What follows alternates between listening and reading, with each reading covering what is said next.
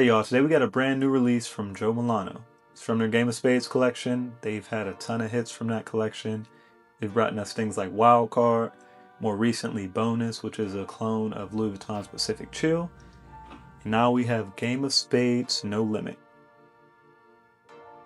Let's talk about it.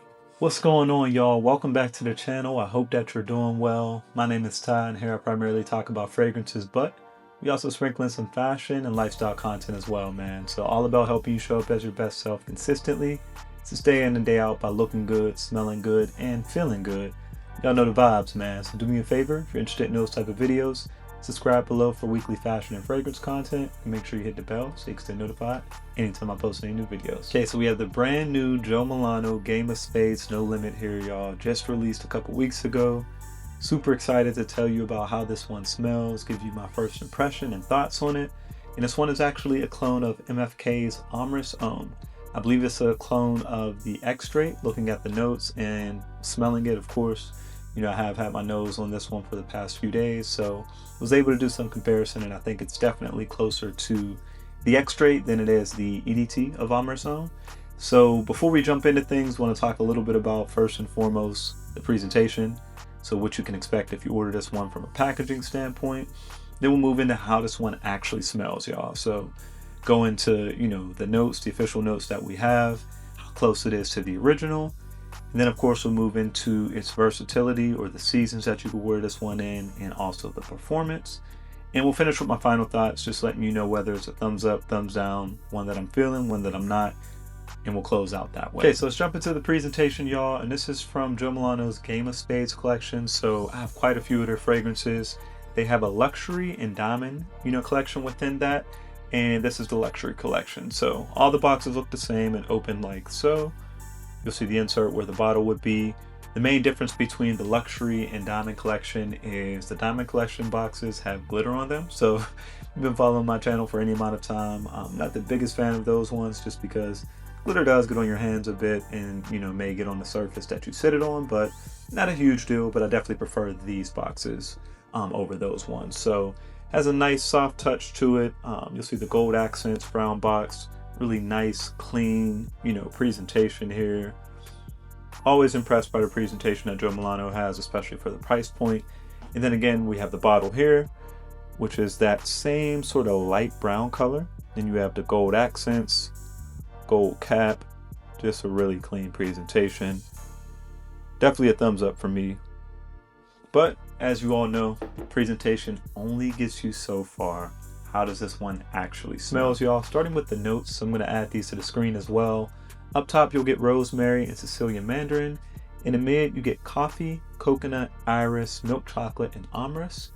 And then in the base, you get oud and tonka.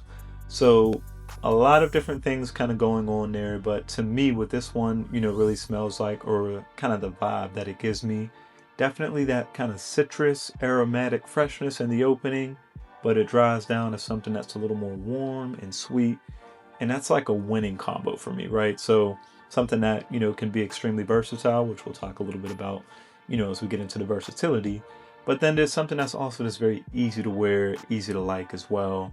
And if you've never smelled the original or this one, another fragrance that I think this one is, very similar to, not at all a clone of though, is the original Chanel Allure Homme. So that OG version, again, gives that citrus kind of fruity, aromatic freshness, but it dries down and has that vanilla, tonka warmth.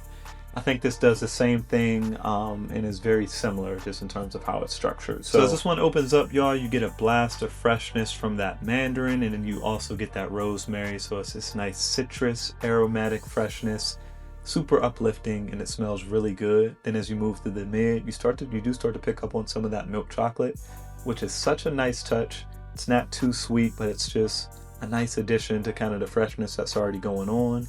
And you also pick up on some of that iris as well as the amyris that's listed, right? So in the original, that MFK Amyris Homme is kind of centered around that note of amyris, which is a woody note that is somewhere between kind of cedar and sandalwood based on MFK's website.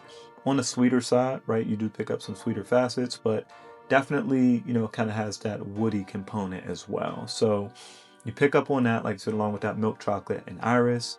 And then in the base, you definitely get some of that tonka as well. I don't get much oud and I don't get much coconut, which I'm not at all mad at, and I don't think you get in the original as well, though they're listed. But I will say, again, when comparing this to the Amyris Homme EDT and X-Trait, because I've had a chance to get my nose on both and have sampled both a number of times, right? So it was super convenient because I'm finally at the end. I've been wearing this one all last week, but had samples remaining of the Amyris Homme X-Trait and EDT from a while back because I do really enjoy this scent profile. And honestly, like I said, this Game of Spades No Limit kind of floats in between both, because though not listed, I definitely do get a little bit of cinnamon spice in this fragrance as well that is more aligned with the X-Trait version, right? So in the X-Trait, you get kind of the same notes that we talked about. That's kind of the base of everything, with the addition of some saffron, cinnamon, and vanilla, right? So it's a little warmer, a little richer, a little spicier. So overall, what you're getting with Joe Milano's Game of Spades No Limit, y'all, a fresh aromatic fragrance that dries down with some warmth and sweetness. Winning combo in my book, and I think this one smells great. And in terms of how close it is to the original, looking at MFK's Amyris Homme, both the EDT and the X-Trait, because I truly feel like this is almost a hybrid of both, but closer to the X-Trait. I think this scent profile smells very similar to the original. Reminds me more of the EDT in the opening, but as it dries down, once you get to about that 2-hour mark, it smells very, very close to the X-Trait, like I said, because it does have that added warmth, that spice from the cinnamon. But I do feel like the original may be just a touch spicier and it's a little more rich overall. Do also have to keep in mind, though, this is a very new fragrance, probably recently bottled. That's the way, Joe Milano typically gets down. So would imagine that with some time over the next, few months or so, as this one kind of sits and matures a bit, I bet it's a lot closer to the X-Trait at that point. But all in all, already I feel like it is a very close interpretation of that scent profile. And let's move into performance and versatility. Starting with versatility, I think this one is extremely versatile, y'all. Again, that freshness in the opening, the warmth and sweetness as it dries down. I think this can be a signature scent. It's a slightly interesting take on a signature scent with some of those different notes that are in there, but definitely can get the job done in any season and really for any reason, whether casual or more dressed up. I think this one works. And in terms of performance, keeping in mind, again, this is a brand new fragrance. And in my experience, Joe Milano fragrances, they do typically, get even a little bit better performance as they, kind of continue to mature a bit. But I'm already getting pretty solid performance, I'd say. Easily kind of 7+ hours of longevity. Projection, I'd say, has varied a bit, but overall, I'd say for that first 1.5 to 2 hours, pretty solid projection thus far. So don't think performance is going to be an issue with this one. So moving into my final thoughts on Joe Milano's Game of Spades No Limit, y'all. It's another dub for me. Joe Milano has rarely missed in the past few years, man. They've given us so many bangers. And MFK's Amyris Homme, I feel like that's a slept-on DNA. So to have, a solid alternative to that at this price point, definitely a dub in my book. And I'm curious to see. Like I said, I already get good performance, and I already think this one is fairly close to the original.